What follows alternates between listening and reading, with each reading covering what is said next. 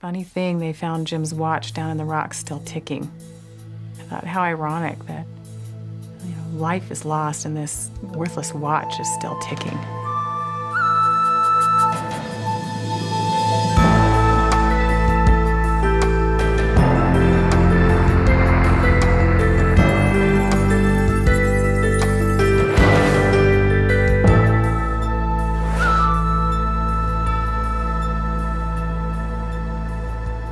Where is God when the human spirit is overwhelmed with grief?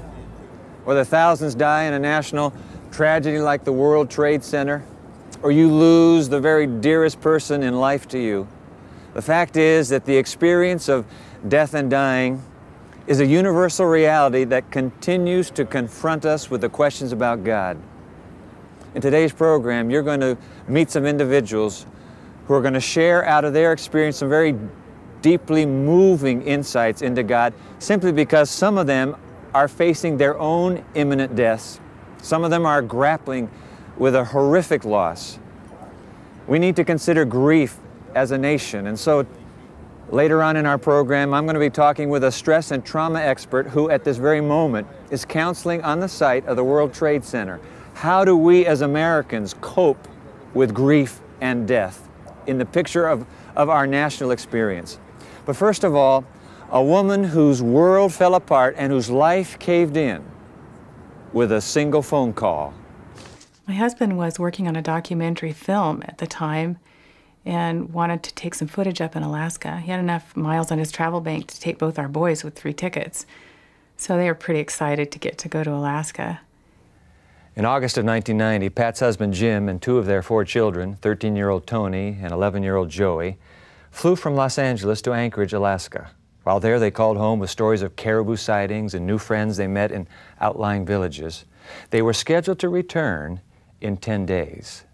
It was Monday afternoon, and my husband and my 2 sons were due to land in LAX from Anchorage. One of our workers had gone there to meet them, and they didn't get off the plane.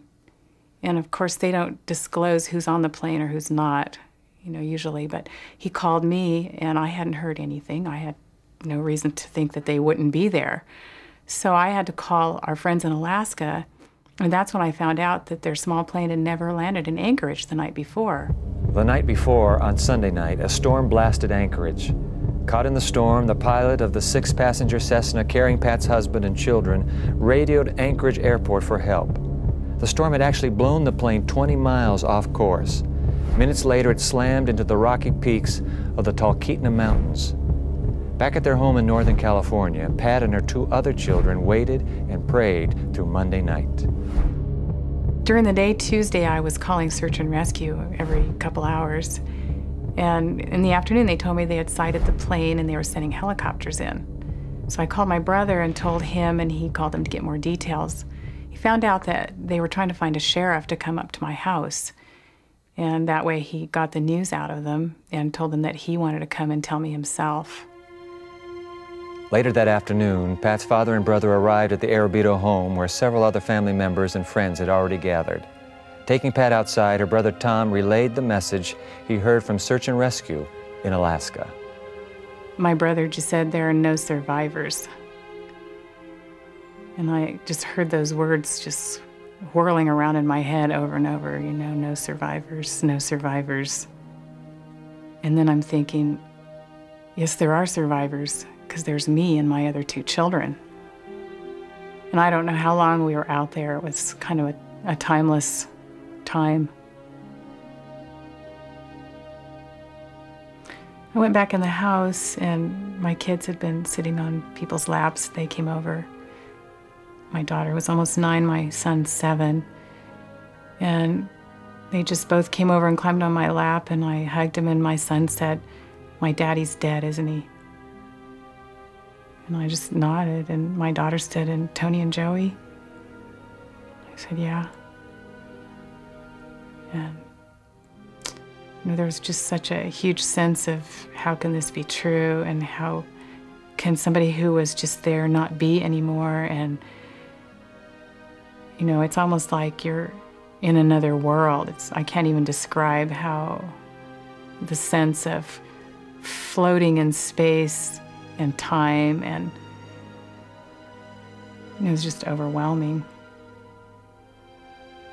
It was really hard to go to bed that night. It was really hard to go to bed and know that I was going to go to bed alone from then on. It was hard for my kids to sleep. They both climbed in bed with me.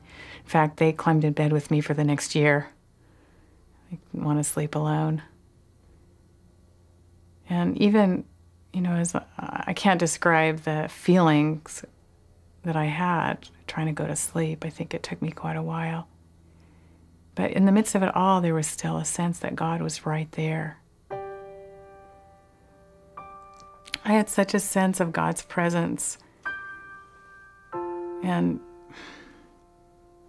it was an odd thing to me. I mean, it was noteworthy that in the midst of the most agonizing experience I think I could ever have, I still felt this center of peace within me, in a sense that God was right there, and that whatever agony I was enduring, God was too. And He was right there with me, enduring it, and I wasn't alone. You know, there's lots of things I can't answer about God, but I know that He's good, and I know that He has been there. You know, He carried me, and I told Him, you have to just keep carrying me because I cannot walk alone. And He's carried me ever since. One final note, in August of 2001, Pat Arabito and her 2 children flew to the site of the plane crash in Alaska. Her friends had built a monument in remembrance of her husband Jim and her 2 sons. She called it one of the most powerful experiences of her life. We'll have much more when we come right back. Of course, it's against all our instincts as human beings. Of course, it's against our feelings of compassion. But it's the way of the universe. We learned English. Your kids can too. Just watch Hello Channel.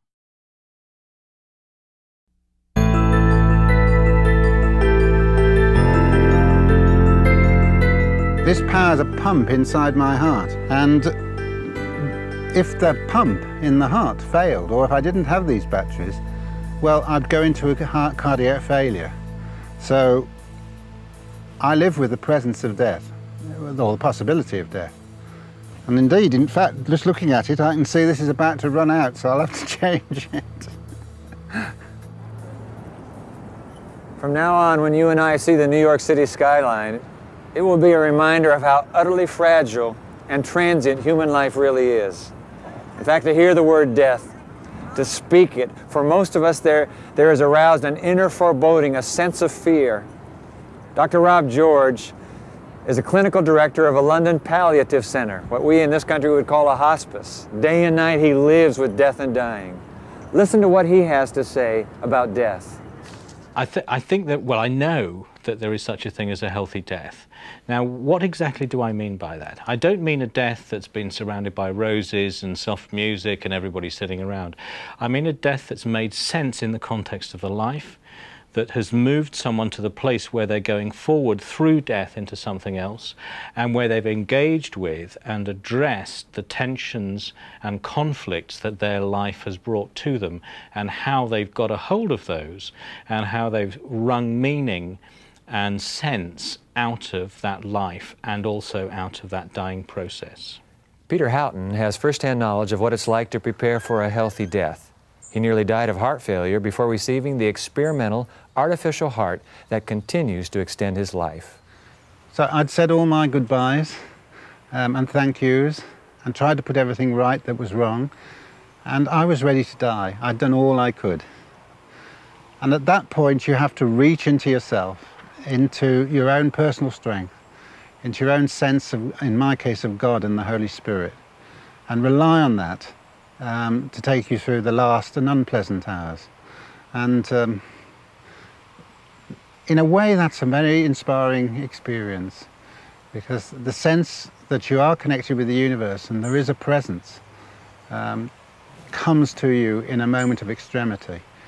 And I found that personally wonderful. Connie Jeffrey has felt that presence in a moment of extremity. She lost both of her parents within 8 months of each other.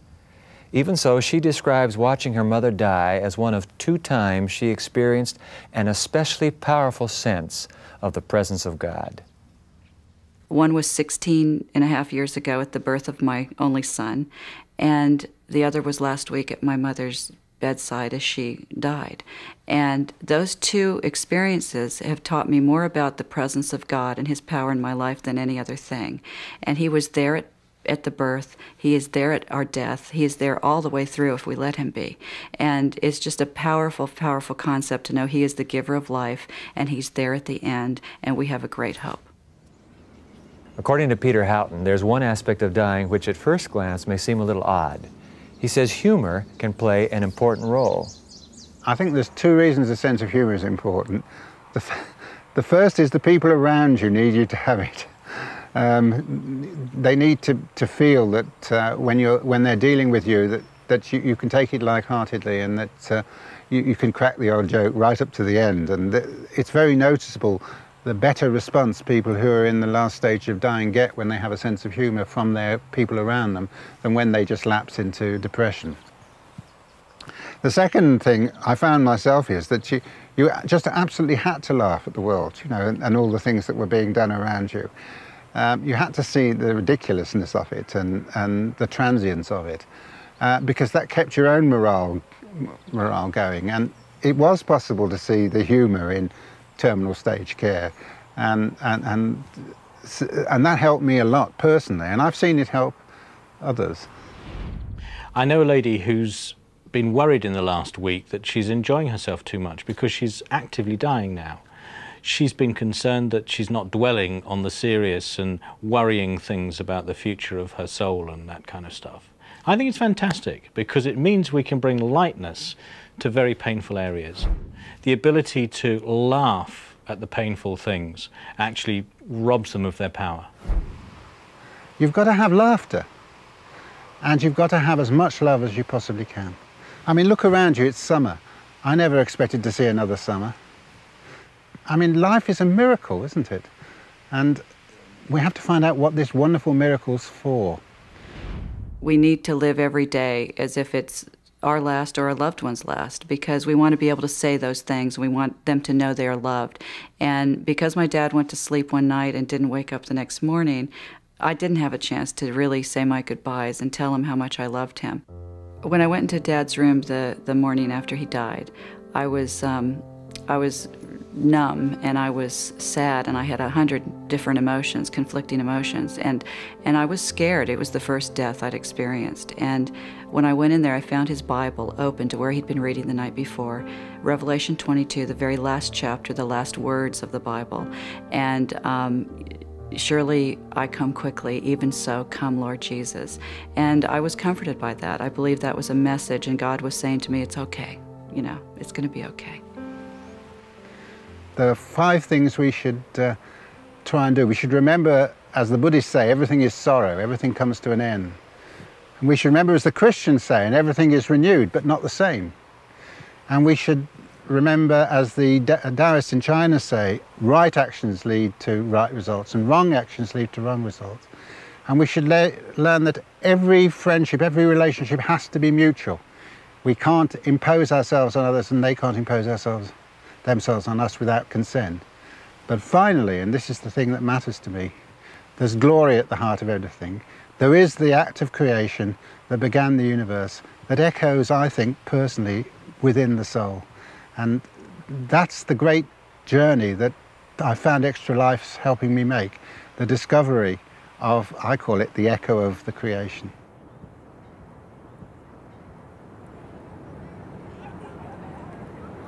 Peter Houghton also told us that we must stop being afraid of death. God made a universe in which we're born, and in that same universe we die. It's part of the global reality of life on this planet. When we come back, I'll be joined by Dr. Raymond Shelton, an expert in traumatic incident stress management for the Nassau County, New York Police and Fire Departments. We'll talk to him about grief on a national level.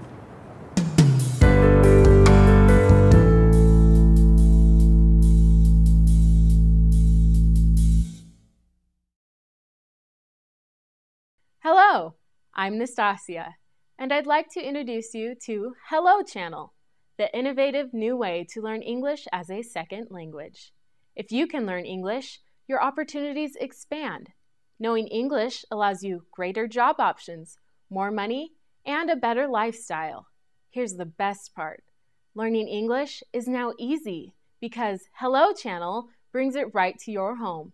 Come join our classroom, enjoy great entertainment, and improve your vocabulary, all while you watch TV. A brighter future is ahead if you'll just say hello.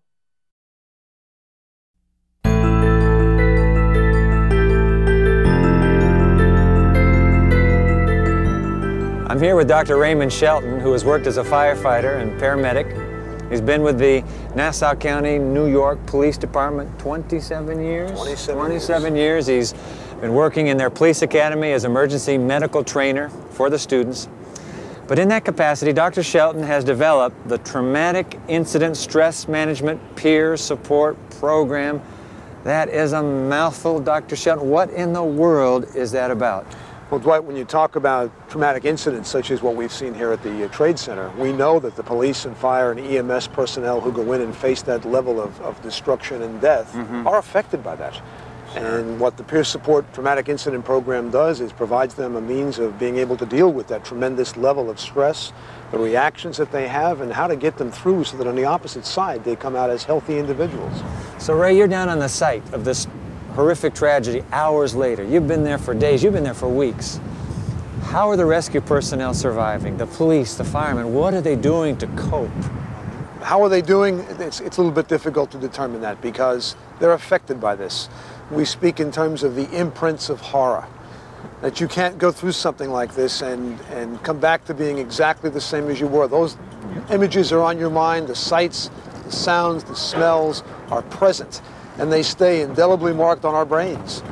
And so I think each one of the folks that's in there have to recognize that this is a powerful time in their lives, and while they're functional and doing their job, they need to address the fact that this is something that they're going to have to reckon with in the days, weeks, months, and even years after this event has ended. So, Ray, what can you possibly say to the families that have been left behind, the survivors? You know, that's a question that comes up over and over and over. What do I say? And most often what happens, people don't say anything, and they resist being near those people because they're uncomfortable with that. I think the best piece of advice that I can offer is you don't have to say anything. What you need to do is be present, be connected to that person, provide a continual support, and let them know that they're not alone. It's the actions that speak much louder than any words that we could ever come up with. You just need to be there. Yeah. How can we as a nation, we as Americans, get beyond the initial grief of this tragedy and survive ourselves? I think that at the present time, what we need to be doing on a national basis and in every little living room across America is there has to be a sense of connection. Our basic safety, our basic security has been shaken. I think getting through a crisis like this requires us to be connected to each other, to provide a continued support, to be able to prepare each other for the days and weeks and months that will come up by knowing that we are together in this crisis and that we're not going to become an isolated group of people just going about our business. Connection is what's going to make us get through this time.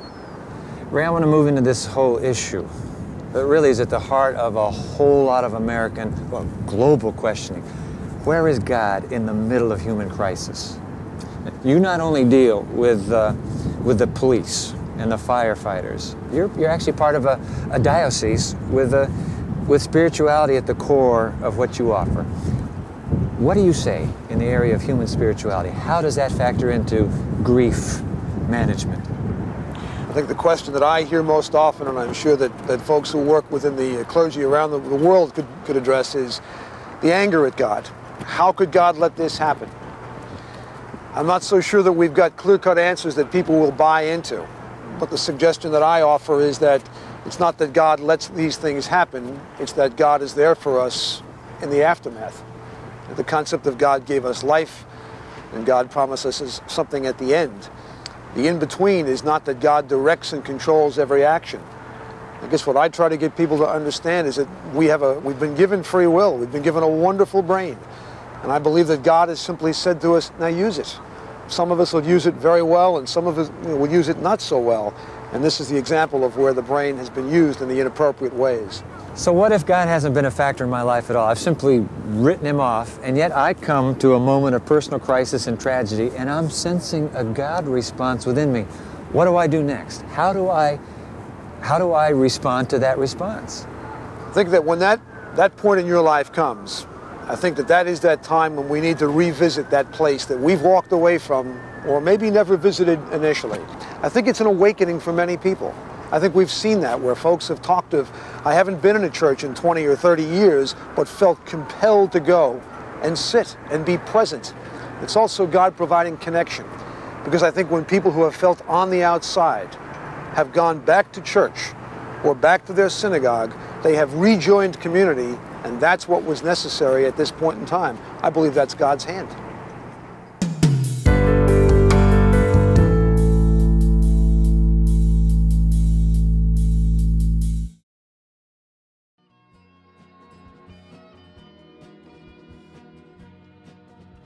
Hello. That's right, I said hello. I'm talking about an exciting new television channel that will change your life. My name is Ruth, and I want you to be one of the first to know about Hello Channel. Hello Channel is designed to teach you to speak English. Anyone can learn. We offer something for everyone. You'll see programming for children, teenagers, and adults, all on different levels. With Hello Channel, you'll hear, see, read, and speak English as you're watching entertaining television programs, making it easy to learn. If you've always wanted to learn English but haven't had a chance, Hello Channel is perfect for you. Start today, and remember, for a brighter future, just say hello.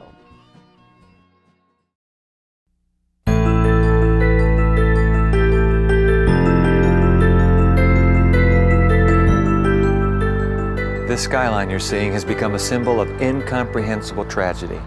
It's a reminder to the entire world that life on this earth is transient. When someone close to us dies, or when we face our own death, the question that always comes up sooner or later is the question why. How did you feel when you saw the images of the World Trade Center collapsing?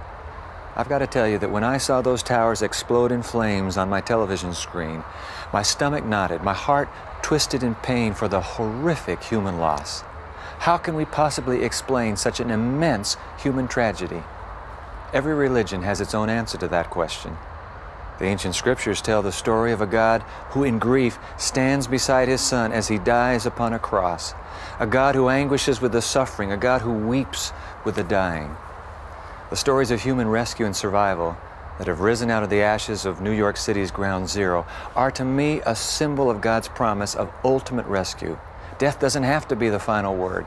God has the final word, and that final word is a promise of life. That's why I trust him, and why I believe you can trust him too. I'm Dwight Nelson.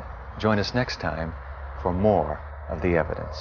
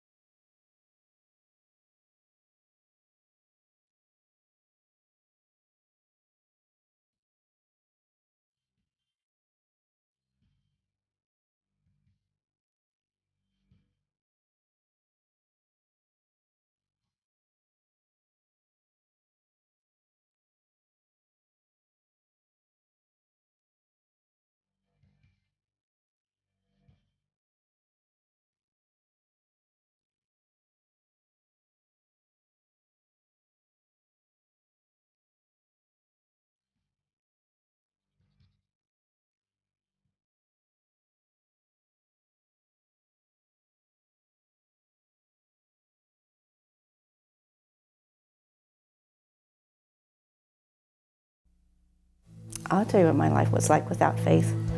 I wished I could have died.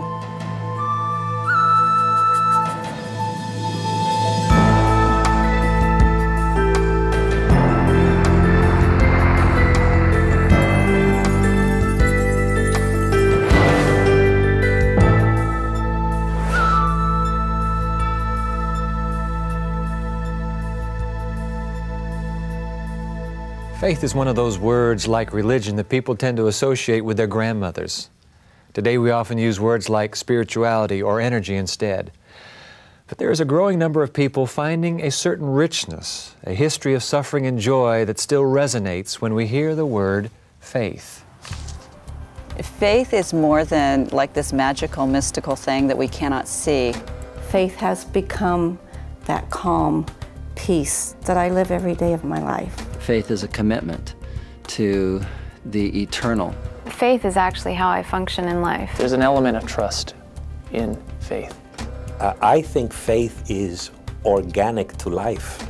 Faith to me is putting my trust and belief in something that is outside of myself. It gives my life meaning. It gives me vision for the future. And it gives me a lot of hope. It's a choice to believe as opposed to skepticism or cynicism. Faith is love, and so it's necessary to me. We were created to believe in something outside of ourselves. Whatever your definition of faith, there's no question that faith matters to the people who have experienced it. One of those who has not only experienced faith but studied it is Wade Clark Roof. After writing 8 books on religious trends in the United States, he's considered a leading expert. He had this to say about faith. Faith is important because it provides an anchor for one's life. Faith says, in effect, when all else fails, this you can believe in. Faith matters because I know enough about life to know that just what I have inside myself and to offer is not going to cut it. The popular idea of faith is that it's a leap into darkness, that it is a jump from objective reality to some subjective myth or unseen thing. But I think that faith is actually a leap into the light. Faith is important, but if I weren't raised with it, how do I go about getting it? Edie Hughes didn't discover faith until she was an adult. My journey to faith has been an extremely long journey. It's been the majority of my life.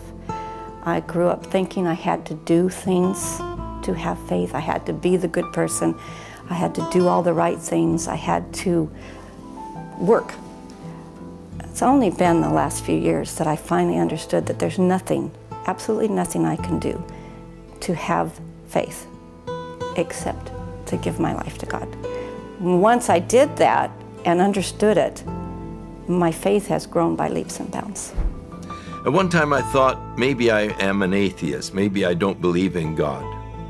But that didn't last long because I found that there were too many unanswered questions, and I have more questions in my mind trying not to believe in God than I did when I put my belief in God. And so it was easier to believe than not to believe. And I just didn't have enough faith not to believe. Faith can be a powerful thing, but for some, living with faith may seem harder than living without it. Is faith, no matter how nice an idea, simply naive? Science and our ability to reason are the tools that teach us the truth about the world. Or do they? There was hope at one time that science and rationalism would answer life's most important questions. And they were able to answer a lot of important questions, like the what questions, what are things made of, or the how questions, how did things come to be here? But they've been unable to answer the why questions. Why do I exist? Why does anything exist? And the only hope of any kind of meaningful answer then is rooted in faith. I have to believe. I think it's built into the human situation that we want to believe in a power higher than ourselves. If there's nothing beyond the here and now and the things that I can see,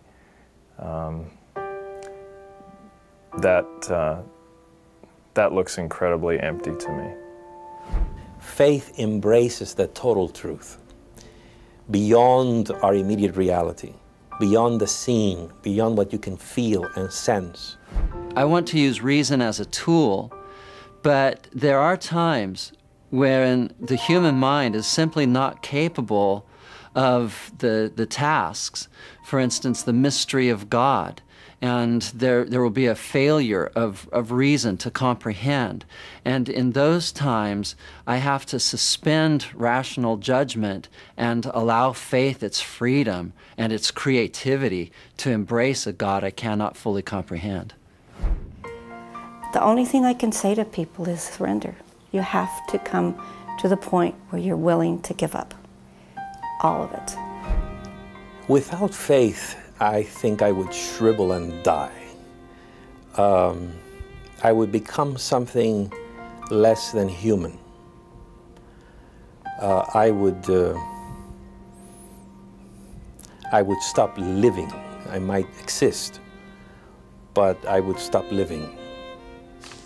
Wings on a bird point to the reality of air. Sunflowers facing the sun point to the reality of light. Built into the human heart is a longing everyday life doesn't satisfy. That longing points to the reality of a God to have faith in. When we come back, we'll talk to Houston Smith, probably the most eloquent and respected world authority on why faith matters today.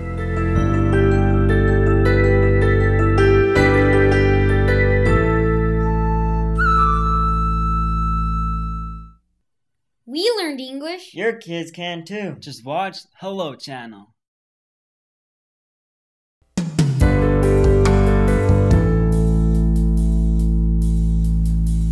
Houston Smith is the author of the best-selling book, The World's Religions, a standard textbook in universities across the land. And in fact, Dr. Smith, I should have brought my copy from college and had you autograph the book. There isn't hardly an American student that has not been acquainted with that best-selling book.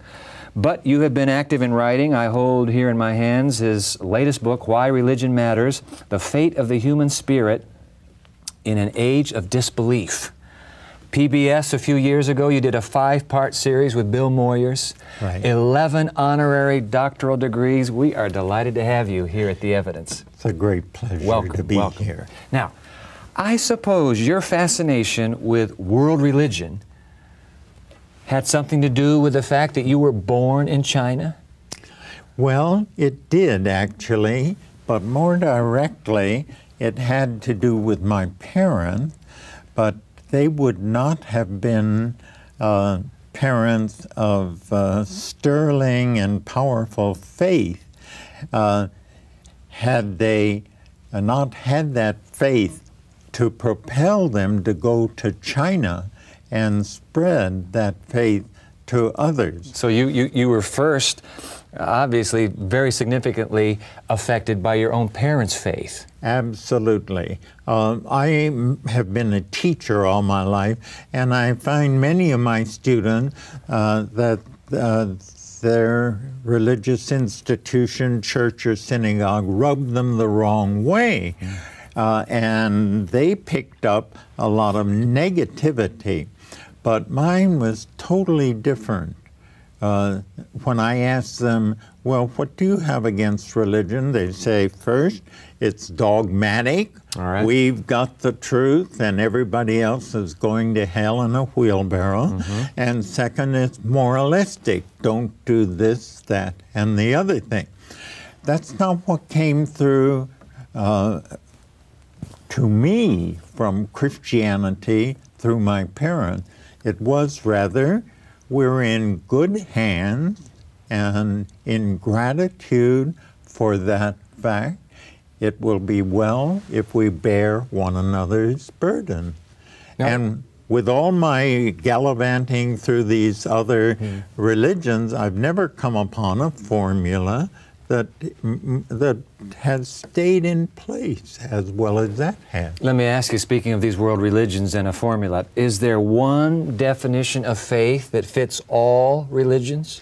Well, I would say yes. It's like a theme with variations, but the theme that runs through faith, wherever it is used, is trust.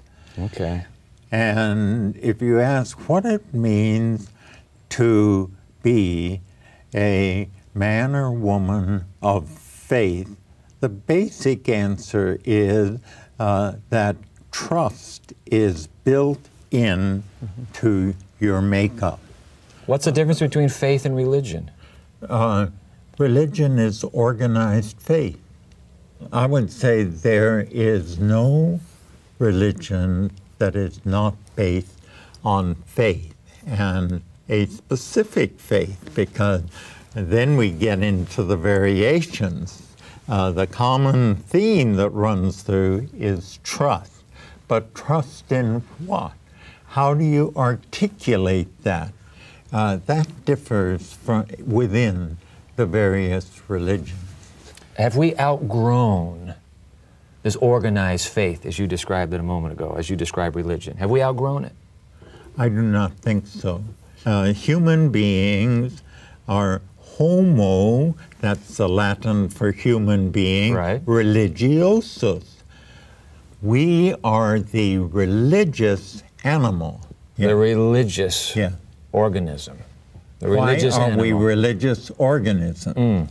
We were made by the divine, and as such we carry the image of the divine within the product, within ourselves. I see. And when in Genesis it says that God breathed upon the creature that He'd made, breathed the Spirit.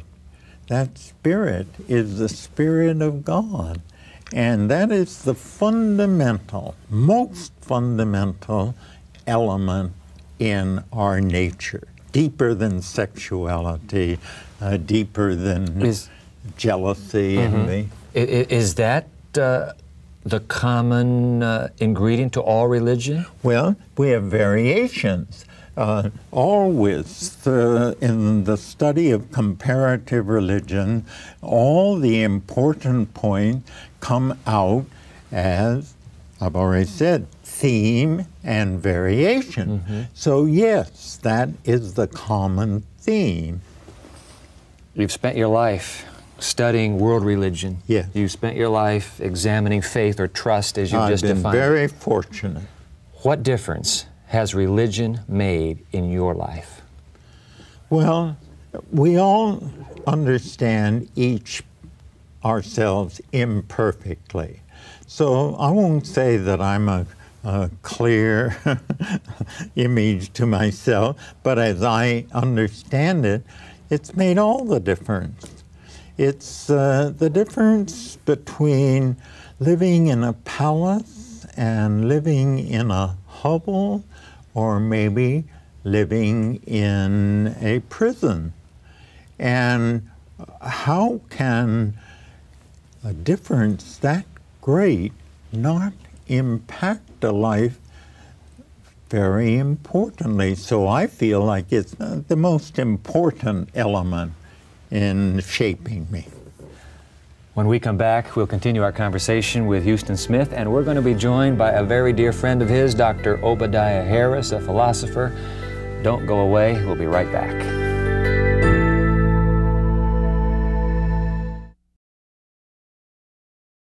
Looking for a brighter future? Learn English and make it happen on Hello Channel.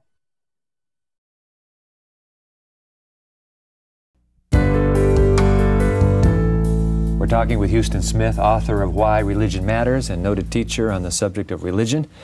Now we're joined by his good friend, Dr. Obadiah Harris. Welcome, Dr. Harris. You are president of the Philosophical Research Society, Los Angeles. That's right. Gentlemen, with you sitting right there together, let's plunge into this business of religion and science. Two competing worldviews, are they? Would you say competing worldviews? I would. In what ways? Well, I would say that up until the rise of modern science, why, they fit together like hand in glove.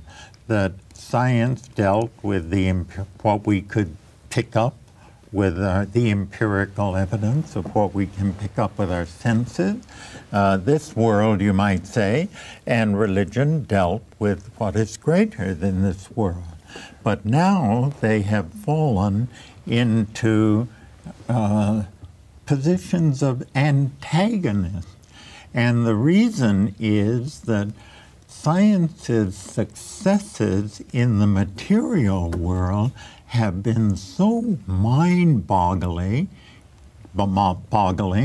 that we have slipped into the mistake of thinking that because it has done such miracles with the material world, it is the omnicompetent window to truth and can tell us the truth about the whole world. Which that means is not so. Which means we have the tendency to conclude that science, with all its achievements, really answers the ultimate questions, and we don't need anything beyond science. That's the assumption. Answers them, or else they are unanswerable.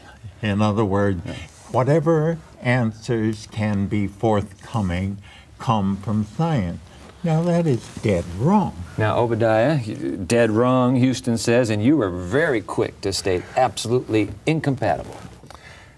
Yes, and I think that they are incompatible so long as science insists on being the sole proprietor of knowing what is reality.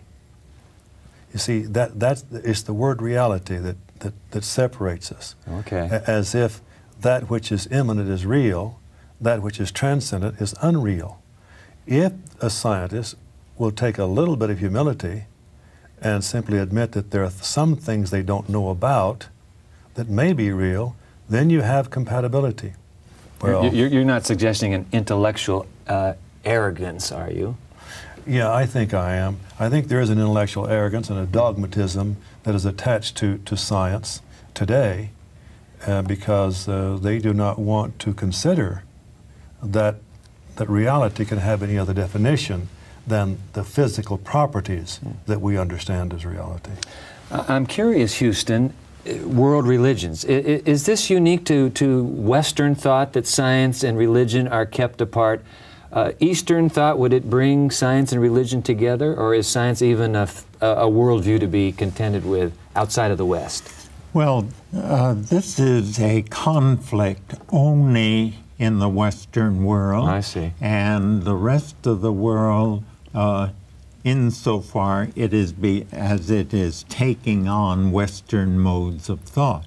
But the rest of the world hasn't been shaped as much as we have by modern science and the controlled experiment, so it's not nearly the conflict there.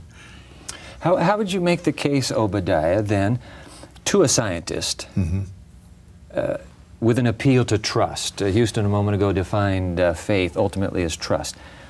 How would you make the case for a scientist to trust? I would say that every scientist has ultimate trust. They wouldn't even get into an experiment if they didn't trust. So trust what? Well, trust the laws of the universe. Okay. So in that way, we do have something deeply in common, in a trust in the reliability of the laws of the universe. Every experiment they make has its foundation in that trust. Then what step would a scientist need to take to move from trusting the laws of the universe to trusting a personal being? Well, I think that's a big leap for most scientists. Too big? Too big for the scientists that I have known. There's a metaphor I like. It's as though we human beings were in a gigantic balloon, and we have flashlights, and those are metaphors for the scientific method. And we can shine our flashlights on anything inside the balloon, but there's no way we can get our flashlights outside the balloon to determine where the balloon is in space. So you're suggesting science operates inside the balloon, religion is what reaches outside that balloon. Very well put. And if only we would recognize what that metaphor said, we would be past this whole agonizing antagonism and become partners, each recognizing that there's something that the other can do that it itself cannot do. Obadiah Harris, Houston Smith, what a delight to have you on The Evidence. A great pleasure. Thank you very much. This is a subject that I'm sure you would enjoy digging deeper into. We have a website. It's just one word, theevidence.org, O-R-G. Click onto that website. The issue of faith and religion. It's one of the pivotal issues in life today. Check it out. We're going to be right back after a moment with some concluding thoughts.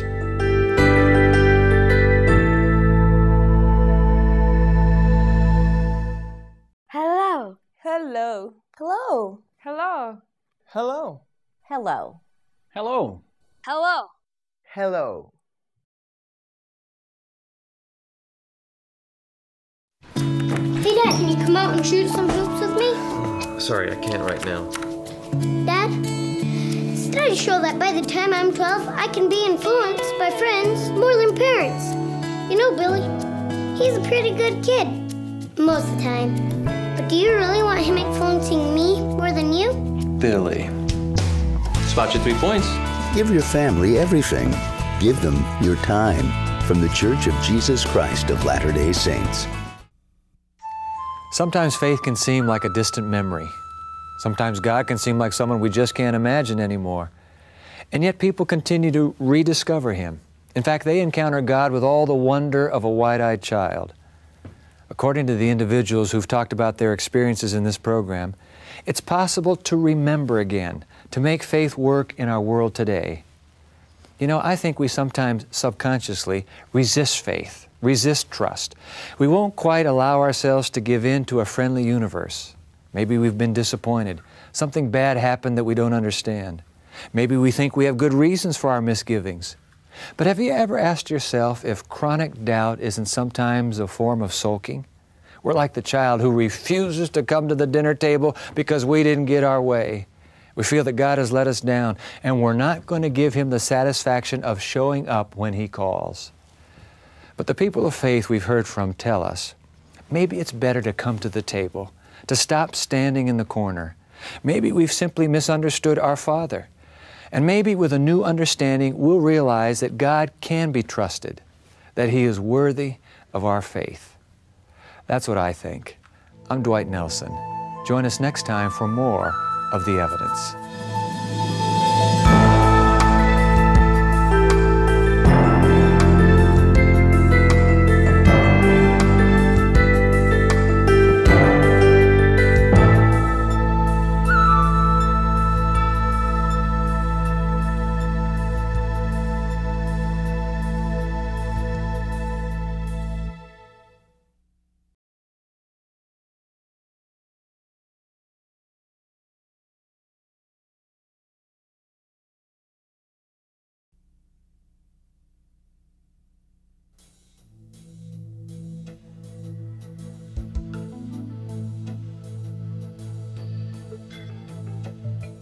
U.S. News & World Report recently conducted a survey on prayer. In this survey, 68% of Christians, 37% of Jews, and 92% of Muslims reported praying more than once a day. The same survey also asked how many of these prayers were answered. Fascinating. Only 28% of Christians, 13% of Jews, and 30% of Muslims said their prayers were always answered. Isn't God powerful enough to answer all my prayers? And if He is, why doesn't He? In just a moment, we'll talk to best-selling author of numerous books on prayer, Stormy Omartian. I'm Dwight Nelson, and welcome to The Evidence.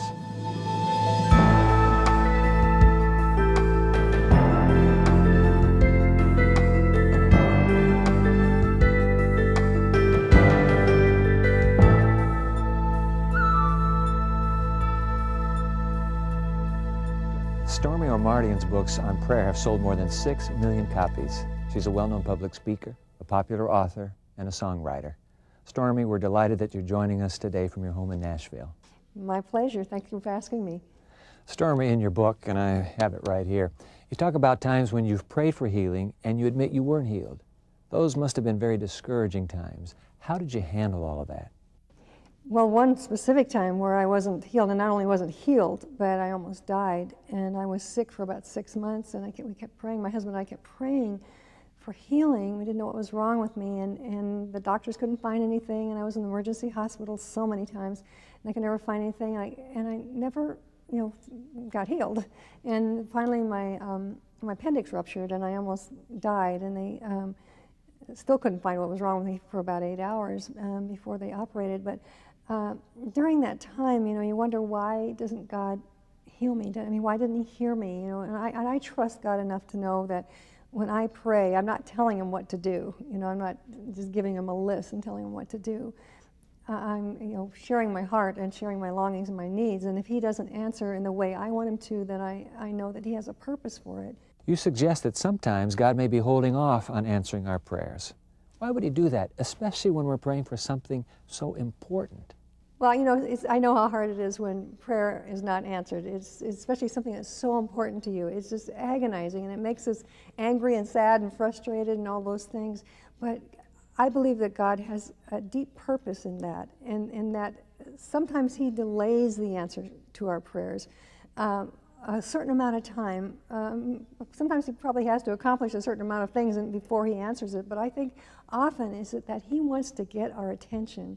He wants our attention to be totally focused on him, and he wants us to depend on him. He's really almost, in a way, testing our faith. Will we continue to have faith?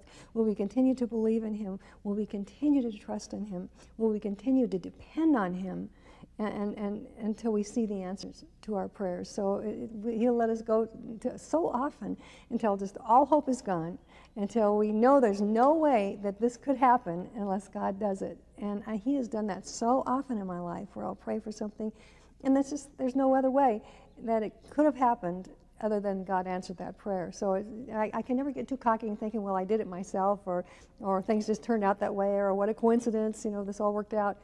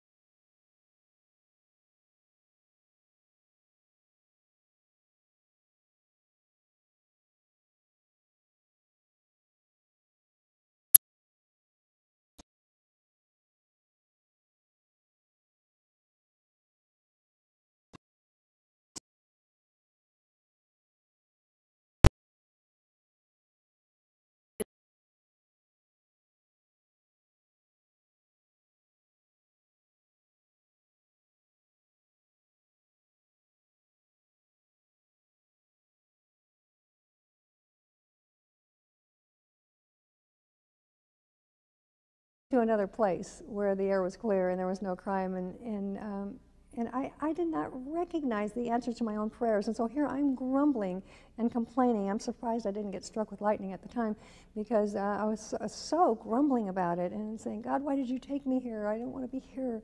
And then realizing later that God was answering my prayers. So many prayers, not just those, so many prayers that I had prayed. You say that praise is the prayer that changes everything. What do you mean by that phrase? Well, my definition of prayer is communicating with God. And the ultimate communication with God is praise, because it's pure in that it takes the focus entirely off of ourselves and places it entirely upon God.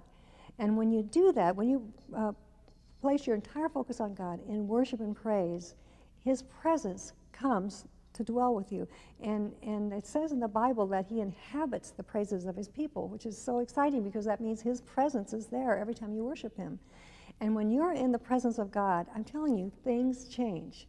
Your mind changes, your attitude, your circumstances, your heart, all of those things begin to change. And the reason for that is, as you praise him, he pours of himself into you.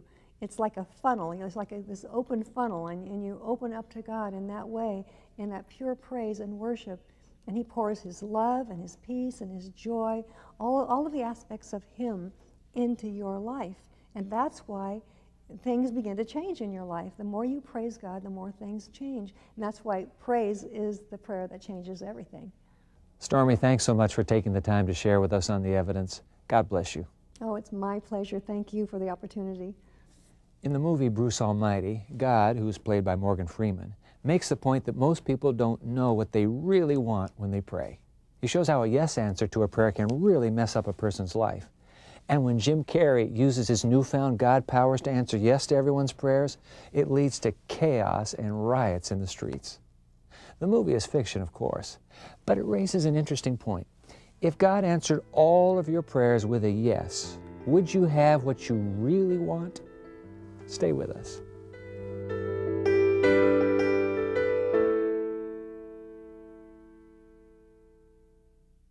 Looking for a brighter future? Learn English and make it happen on Hello Channel.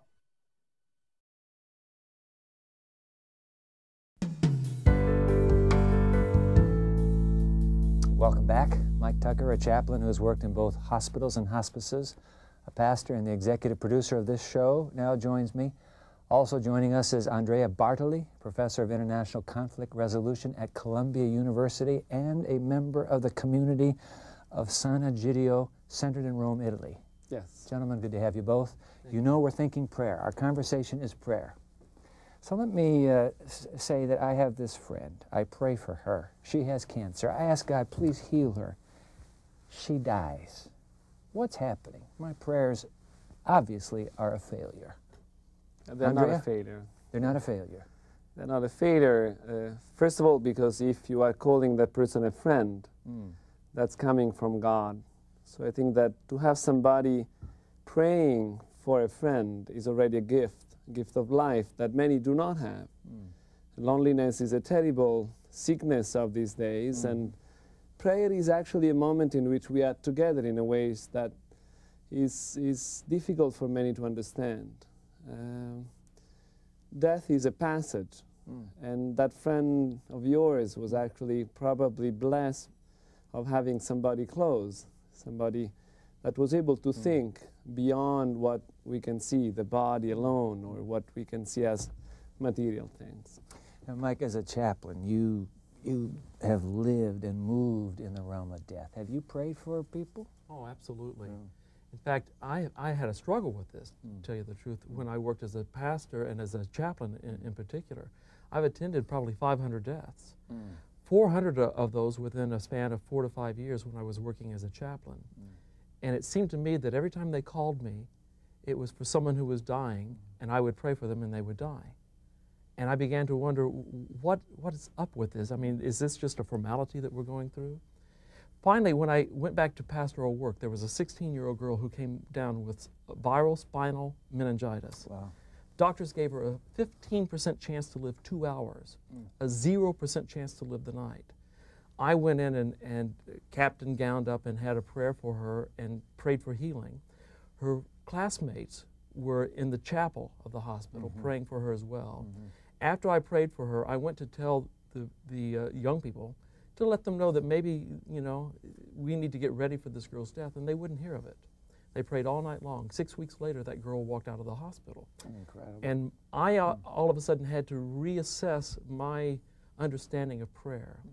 What I've come to know through that process is that prayer, first and foremost, is an opportunity to seek the face of God. It is not so much a name it, claim it kind of a deal. It's not where I'm demanding going to, that I need this gift and I need it now. Although we can ask for things, but the primary purpose of prayer is to know God, to know His will, and to do His will in your life. That's the purpose. And when I pray and I know God better, or I know His will better, and I'm able to do that will, my prayer has been answered. Whether or not I've gotten the specific thing that I've asked for or not is not really the issue. Do I know God better, and can I do His will now? And I do believe that there is a reduction when we equate prayer with demanding things. Yes. I think that prayer is much more than that. It's a moment in which we open up to life, we open up to God, we open up to something we do not know necessarily. And I think it's important not to force prayer into something that we control, that we know exactly what we think we want. You take a classic illustration, Mel Gibson's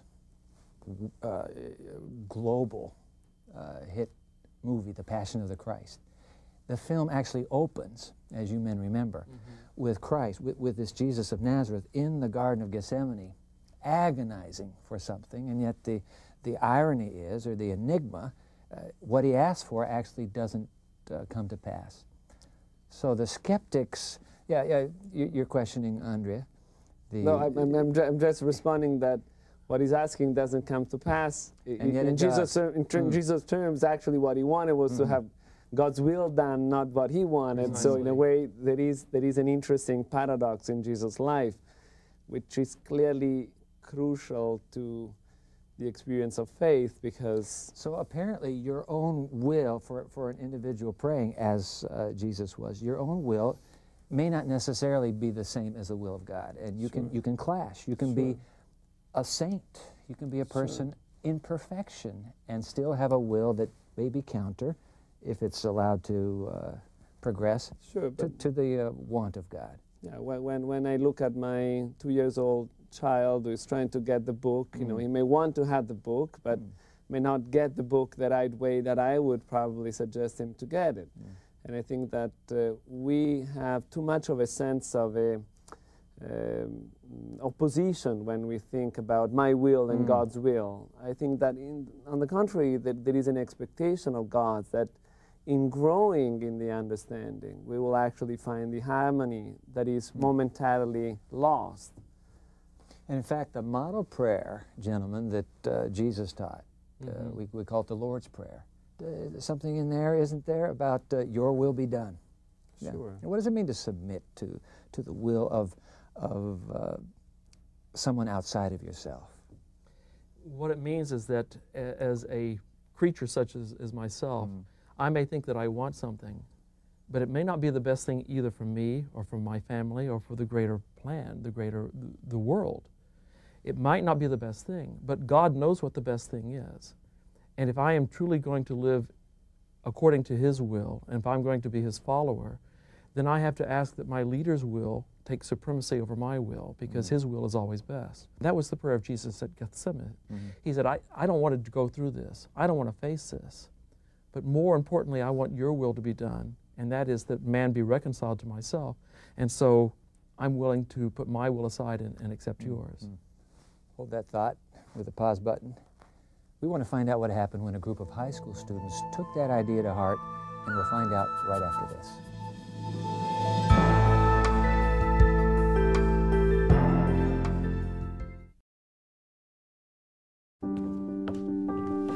Paola. Sí, mamá. Ven acá, por favor. I don't know how my mom knew, but I guess moms always know. I wasn't being very nice to one of the girls at school.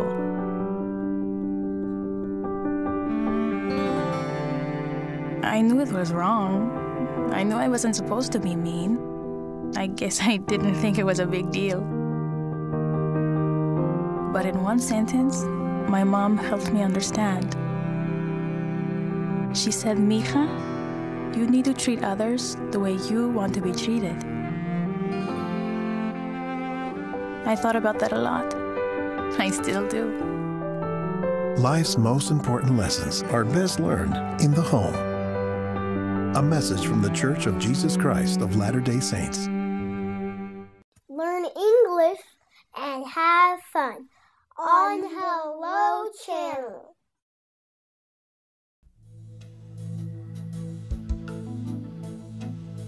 We're talking about prayer in this episode of The Evidence. I'm here with Mike Tucker and Andrea Bartoli, the American representative at a most unusual community headquartered in Rome, Italy, San Angelio, the community of San Angelio. What's that community about? The community of Sant'Egidio started in Rome in 1968 by the initiative of a young man who was 18, a high school student, read the gospel, gathered a few friends, and started a life of prayer, service, and friendship. Now is 60,000 people strong around the world, all living this simple life of prayer, service, and... sorry for interrupting. Are they all young, like 18, 19, 20-year-olds? Well, many of us grew up. I was 13 when I joined, but I'm definitely older now. Yeah, okay. But you have people who are 84. In New York, we have a wonderful lady, Margie, who is 84 years old, and Really? is a member of the community. Okay. All age, all race, all countries, and it's just based on prayer. I was going to say, what's the purpose of the community? What do you do? We just try to live the gospel. We do believe that the gospel is given to us as a whole, and that in prayer, friendship, and service, we can try to live by it, to try to make our life a gospel, a good news today. I like that. Prayer, friendship, and service. Yeah, Mike, is this something of your kingdom come on earth as it is in heaven? Absolutely. Absolutely. Who was it? It was Oswald Chamber who said that prayer does not prepare us for some greater work. Prayer is the greater work. Basically, the work of Christians is to pray. It is to be together, to love one another, to love those around us, to minister to their needs, but also to pray, because it's through prayer that we discover who God is, we discover what His will is, and a very important part of His will is that we meet the needs of one another, that we respond to each other in love. So absolutely, this is the kingdom of God on earth. Now, Andrea, you've been involved in some major hotspots on this earth as a negotiator, as a peacemaker. Sure, but that actually happened through the community. Through your community. Yeah. So prayer is a part of your negotiating strategy? Well, it's more than that. I would say that prayer is the source of this desire for peace that is frequently lost in people's loneliness and fear. And in prayer, we find the source of that peace that is given to us. And it's very important to remember that, because very often we believe that peace is a product of a political settlement or something that has to do with our own decision. And we do believe that peace is actually received. Peace be with you is the word that is given to the disciples. And very often we do not pray enough, and we do not receive peace enough. And prayer is perceived as this place in which we demand things instead of receiving things. And I think that actually, for Sant'Egidio, there is no doubt that prayer is this moment in which a vocation is given, a meaning is given, a sense of dream is given, and peace is part of it. So, gentlemen, I'm listening to you, and you have said prayer is not just about getting and receiving. Prayer is also about responding and acting in the human journey. So let's say I'm the skeptic, and I'm listening to you, and I'm saying, hey, very interesting. And Stormy was on just a moment ago, and so we're talking to Stormy about answered prayers. So as a skeptic, I'm thinking, you know, maybe I could try this reaching out to God. What would you say to me to get me on this journey of moving into the experience of prayer? I'd say, first of all, keep it simple. Don't try to make prayer something very complicated. Attempt to talk to God just like you and I are talking to one another. Talk to Him as you would talk to a friend, and tell Him the truth. Tell Him what's on your heart. Tell Him what you need, what you desire, and the fact that you're a little bit skeptical about this. I would start with that. No fancy language. I mean, we hear people who say thee and thou. Yeah, and the old all King that. James English. No, we need to talk to God in the language that we're comfortable with, whatever that language might be. Right. And truthfully, if you really don't have any words for prayer, if you don't even know where to start, a wonderful place to do that is to simply get a modern translation of the book of Psalms. And pray those words from the Psalms as though they were your own words. Those ancient prayers. Those ancient prayers, because they were written as prayers. They were songs, and they were also prayers, sometimes sung by the entire congregation as an act of worship. So take those prayers, change personal pronouns, and pray those, and you will find something interesting happening. Not only will you find yourself learning the process of prayer, but you will also discover something of God's will in those ancient prayers.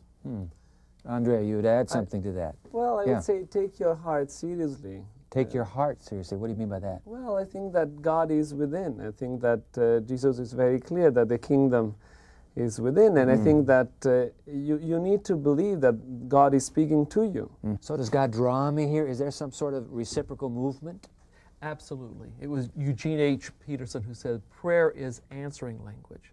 So God speaks to us first. He puts it in our heart to pray. It's the kingdom of God within you, what you were talking about.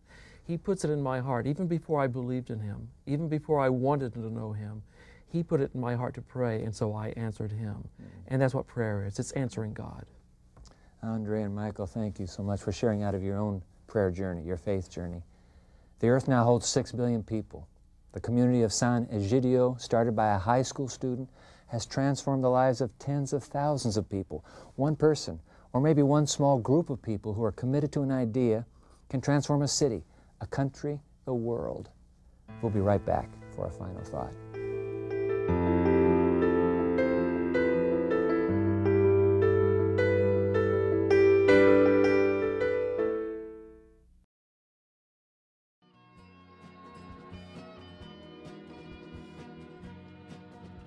Hello. That's right, I said hello. I'm talking about an exciting new television channel that will change your life. My name is Ruth, and I want you to be one of the first to know about Hello Channel. Hello Channel is designed to teach you to speak English. Anyone can learn. We offer something for everyone. You'll see programming for children, teenagers, and adults, all on different levels. With Hello Channel, you'll hear, see, read, and speak English as you're watching entertaining television programs, making it easy to learn. If you've always wanted to learn English but haven't had a chance, Hello Channel is perfect for you. Start today, and remember, for a brighter future, just say hello.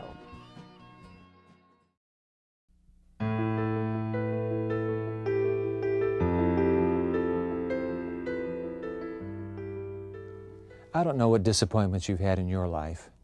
I don't know what you've concluded about what prayer can do or can't do. But may I ask you to do this? Give conversation with God an honest try. No connection you can make is more important. At first it may be just a stumbling step. God help me. It may be just a tentative attempt to extend your trust. And even if you have given prayer a shot and didn't feel you were getting anywhere, believe me, God's listening. Remember, prayer is opening up your heart to God just like you would to your very best friend. The friendship that can develop, the trust that can grow is worth the investment. I know, and you can too. I'm Dwight Nelson, and that's what I believe. Join us next time for more of The Evidence.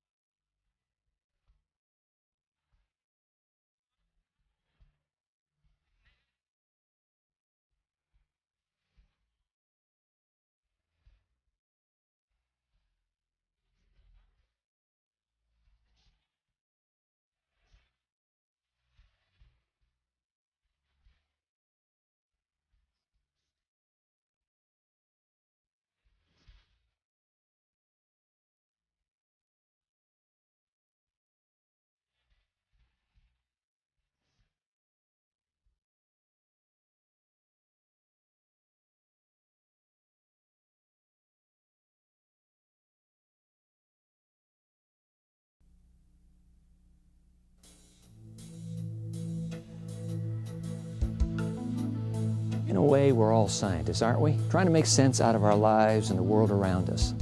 I mean, some things seem pretty clear, established facts that we can count on. But sometimes, have you noticed, it seems that we're standing on the very edge of the light, reaching one hand out into the dark unknown, feeling around for something, or is it someone? What's out there? Who's out there?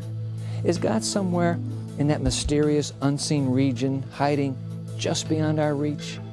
I'm Dwight Nelson. Welcome to The Evidence, where we're about to step into the very heart of the debate over the existence of God. This is the crossroads of faith and science.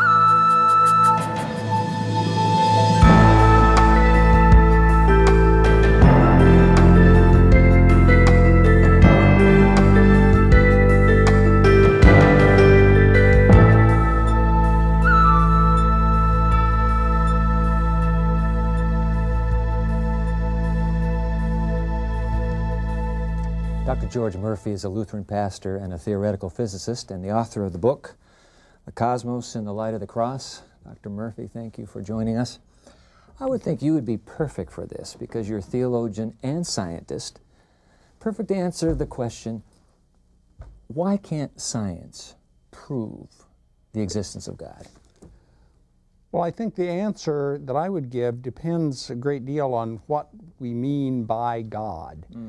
If God is fundamentally revealed in the cross and resurrection of Christ, then there is basic sense in which God is hidden. Because in God's revelation in the cross, God is paradoxically hidden. The cross doesn't look anything like what we expect God to be. And if that's characteristic of the way God works, then we would expect God to be hidden from our natural observation in the world as well. But not revealed in nature itself? No, if I can use this nomenclature, no fingerprints of the divine? That depends on where we start. If we try to start in just a neutral, objective way as much as we can, without any religious presuppositions, then no, we don't see fingerprints. However, if we start from the belief that God is indeed revealed in the cross, that that's what tells us who God is and what kind of God He is, then we can look at the world in that light. That's why the title of my book. We can look at the world in that light and hope to discern the presence and activity of that God in the world. So if there's no cross story, as you've referred to it as, then there's no possible way to know God. There is, from a Christian standpoint, no. I mean, that is fundamentally where God, that's the core of where God is revealed. Then if God is not revealed, see if I have you have it straight here. If God is not revealed in nature, is the cross the only place that a human being can go to understand who this God is? Well, remember, I referred to the cross resurrection event. Okay. I mean, that is in turn part of the whole biblical story. I mean, really, the cross is the high point, the center of the whole revelatory work of God that we read about, that's witnessed to in Scripture. And so in that sense, that is what we mean by speaking about God's revelation. But then, as I said, if in light of that we look at the world, we can then see the signs of that God's presence and activity there. So it's not that God isn't active in the world at all, but just that we have to know what God we're looking for.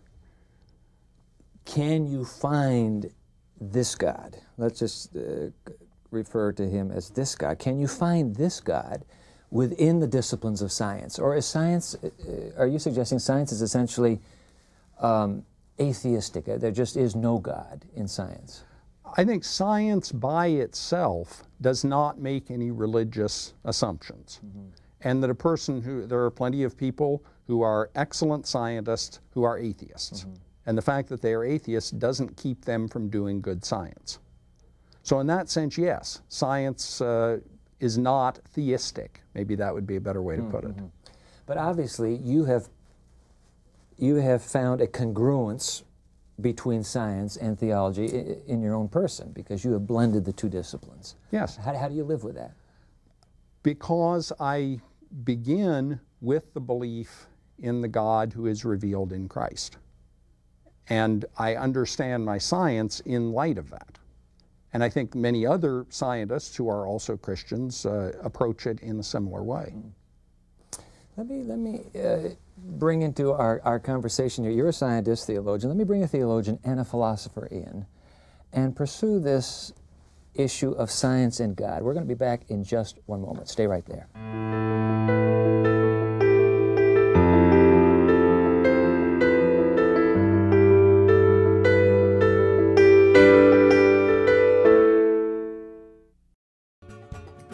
Thanks for watching Hello Channel. Learn the language of the internet, travel, commerce, and diplomacy. Watch Hello Channel and learn English. Do it for yourself.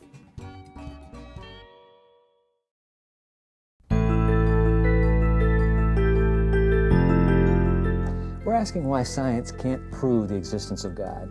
Joining us in our studio are Dr. Philip Clayton and Dr. Douglas Guyvet. Dr. Clayton is professor of theology at Claremont School of Theology, and he's author of numerous books, including God and Contemporary Science, which I have right here. And Dr. Guyford is professor of philosophy at Biola University's Talbot School of Theology, and his literary credits include Evil and the Evidence for God. Gentlemen, welcome to you both. Joining George and me here at this table.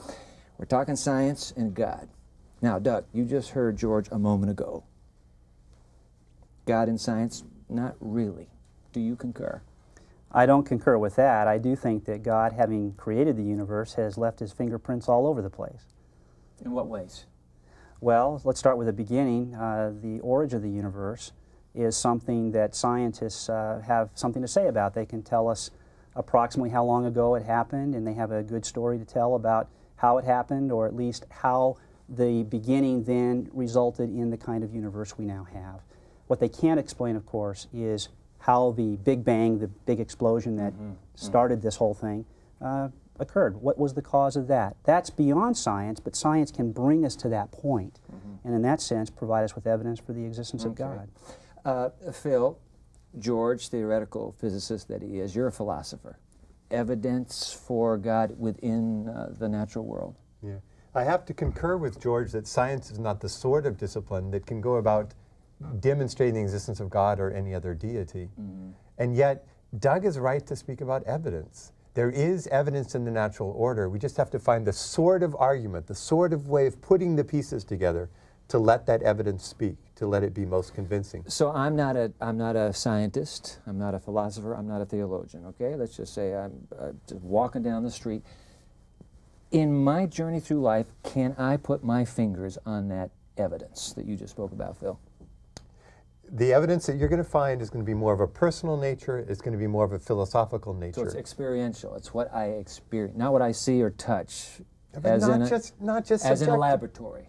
Right, but not just subjective evidence either. There's a way in which the whole world fits together, I think, more powerfully with the hypothesis of the existence of God than in the hypothesis that there is no intelligence behind the whole universe. It's just that the scientific equations aren't going to give you that. And George, is that making sense? Well, Scientific equations don't give us God. I would agree with that. I would also say that what we consider to be convincing evidence depends on where we're starting from, what our presuppositions are. Theology has been spoken of, often is spoken of, as faith in search of understanding. If we start from the standpoint of faith, then yes, we look at the world and we see things that help us further to understand what we believe, to strengthen our understanding of who God is. But that's because we start from that standpoint of faith. Do you think that God has intentionally hidden himself from human curiosity? In one sense, yes. I think the fact that God is hidden is, in an important sense, grace, because it means that we can understand the world on its own terms, in terms of natural processes and the scientific laws that describe them. And that allows us to be mature citizens of creation, rather than simply children who have to be told the answer to everything. But Doug, you don't consider yourself a child that has to be told the answers to everything. You're saying there's evidence out there. That's I can right. identify that evidence and conclude supreme being, perhaps even a benevolent creator. Yeah, well, what I think is that we as human beings are by nature evidence sensitive. We're highly sensitive to evidence. When we cross a busy street, even without thinking about whether our evidence supports the decision to cross, we are monitoring our environment and we are making decisions about the safety of crossing in a kind of subliminal way, aren't we? Picking up evidence and using it to get by in the world. I think that's going on all the time. And like Philip was saying, there are all sorts of personal ways that evidence plays a role in the guidance of our lives and the way we think. So we're picking up on all of these things. Now when we do theology, or what's sometimes called natural theology, we want to give an argument. We can take the same data that's available to us in our experience and then formulate an argument using that data. And George, you're not suggesting that there is no internal or existential personal experience that corroborates it? No, the I'm presence of not God. say that. Yeah. No, but again, we simply don't come to God on the basis of our experience by ourselves. That our experience is, if we take the Christian claim seriously, that God is revealed in Christ, then that helps us to make sense of our experience of ourselves and of the world, and to see that in the light of our understanding as creatures of God. So Phil, science has a role in somehow ushering humanity to God? I'm afraid I have to part with Doug on that question. The strange thing for me as a Christian intellectual is to realize that science has an autonomy as a way that we gather knowledge of natural processes. And though it shows us order, it shows us beauty, it shows us harmony, it doesn't show us the sorts of things that I hold as a person who believes in God. And it's strange that there's this limit there beyond which we simply cannot go until we make a move into a more philosophical or existential style of argument. Do you think that's an externally imposed limit, a divinely imposed limit, or is that just the way it is because of our finite thinking? You know, you have to wonder, if God had offered proofs of his existence in nature, how would that relationship of faith been possible? Isn't part of our humanness is that quest to understand what is the nature of this universe we live in? But here's the deal. Any number of scientists and other intellectuals will claim that the evidence that they deal with on a routine basis has provided them with reason to believe. Now, I think it's true that you need other evidence as well. It's not just scientific evidence, but philosophical data, the data of experience and so forth. And I think, too, that when we start thinking about God, we start small. We take a small amount of evidence, we consider what its implications are, and if we start in the right place, then we can build on that and move towards something like what George was talking about here, where we expect God to produce a revelation in order to address the questions that we all have living in this world as we do. I want to press that God-science interface a little bit harder when we come back in our next segment. Stay right there. We'll be back with our guests as we pursue this fascinating subject. Is there scientific evidence for the existence of God? Don't go away. We'll be right back.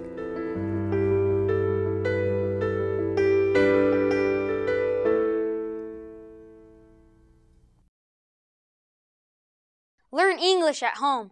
Just say hello.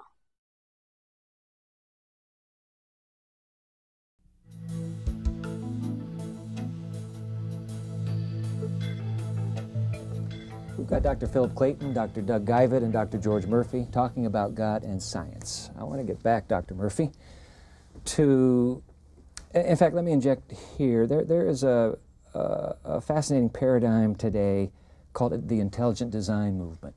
I'm assuming, George, that you're not real comfortable with that paradigm. That's right. Now, I think it's important to say that there are at least a couple of ways that we can understand the idea of intelligent design. One, in the very basic sense, is to say God is the creator of the universe. God, in some sense, has designed creation, and certainly I would agree with that.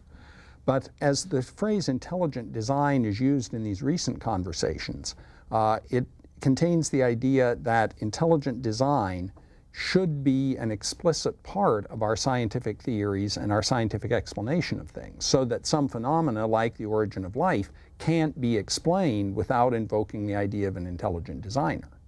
And I do not agree with that. Philip? To attempt to place God within a scientific hypothesis strikes me as just not plausible. So when William Dembski, the name that we associate with intelligent design, says that we can find from mathematical models the necessity of postulating an intelligent designer, says, well, I don't mean by that a religious hypothesis, just an intelligent designer, something like God. I have to say, no, that's mixing apples and oranges, two types of concepts. Now, if somebody said the kind of order we find in the universe philosophically is better explained by postulating God than to say there is no designer, and places his argument up at that philosophical level, I have to endorse it. I think it's a powerful sense of some type of order lying behind this universe when we look at it, but not a scientific argument. Doug, I gather from what you said just a moment ago that you would be comfortable with that paradigm. Yeah, I think that science there reaches a limit. And that's what Philip is saying, that there may be a limit to what science can explain, if it's irreducible complexity or something else, the origin of the universe. And at that point, you might have a metaphysical or a philosophical explanation in terms of God. That's the way I think science contributes to the case for God's existence. Where I disagree with George is when he says that we should expect a fully naturalistic explanation for these cases of complexity and the sorts of things that drive the intelligent design movement. And I don't see anything like that in the offing or any reason to expect that scientists will develop theories that can explain those things without God. Then let me ask you gentlemen, the three of you, what kind of evidence would it take to prove God? Is there anything in the natural world that if we just had that, it would cinch the case? I don't think that any kind of scientific evidence is going to cinch the case for everybody. There is certainly evidence that will suggest to people that there is a God. There is evidence that for believers confirms their belief in God. But there's nothing, I think, that can be considered a open and shut proof of the existence of God. And yet, all three of you, scientist, philosopher, theologian, all three of you believe in God. If I understood that correctly? Yeah. All right. So I'm the skeptic, okay? And I'm saying, okay, I'm into science. I dabble a little here, a little there. But I've been through high school. I've been through college. It's ingrained in me that the evidence is not there. What would you say to me to say, hey, wait a minute, don't give up yet, Dwight. I think if you would do this, you might find the God I found. What would you say to me? I would say put yourself in a position to hear the message of Jesus Christ. That is, to hear the message of the gospel and open yourself, try to at least suspend disbelief and hear that.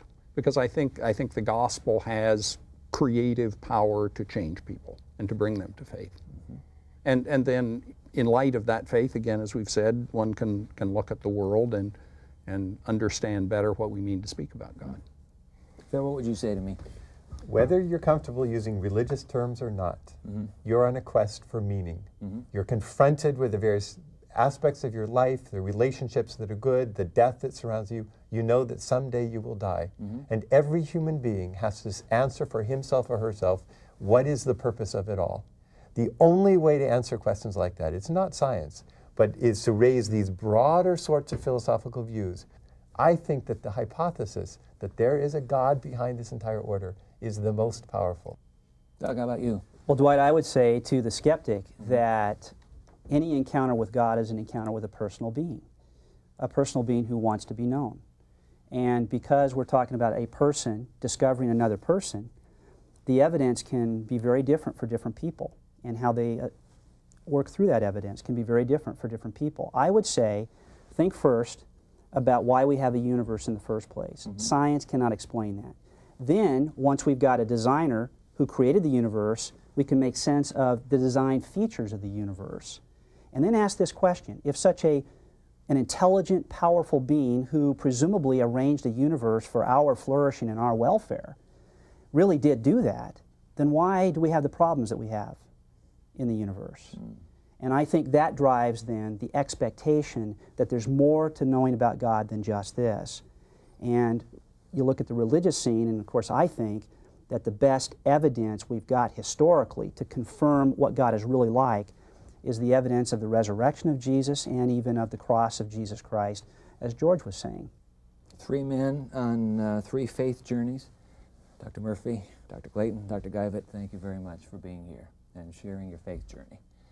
We're all on a journey. This has been a challenging topic, the intersection of science and faith. I have a final comment I want to share with you in just a moment, so stay right there as we put a wrap to the evidence.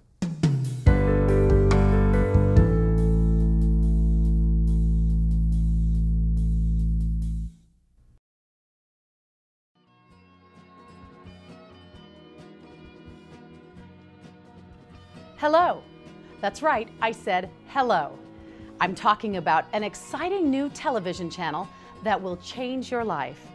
My name is Ruth, and I want you to be one of the first to know about Hello Channel. Hello Channel is designed to teach you to speak English. Anyone can learn. We offer something for everyone. You'll see programming for children, teenagers, and adults, all on different levels. With Hello Channel, you'll hear, see, read, and speak English as you're watching entertaining television programs, making it easy to learn. If you've always wanted to learn English but haven't had a chance, Hello Channel is perfect for you. Start today, and remember, for a brighter future, just say hello.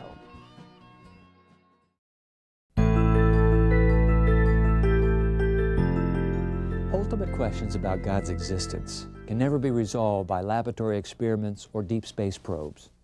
To find answers, we have to look beyond the farthest limits of science, and that's an act of faith. According to the Bible, faith is the evidence of things not seen. This isn't blind faith, but faith with eyes wide open, faith that sees the truth illuminated by divine revelation. That revelation opens a way for you and me to experience an intimate connection with a personal God, the God who doesn't hide Himself from those who truly seek Him. I'm Dwight Nelson, and that's what I believe. Join us next time for more of the evidence.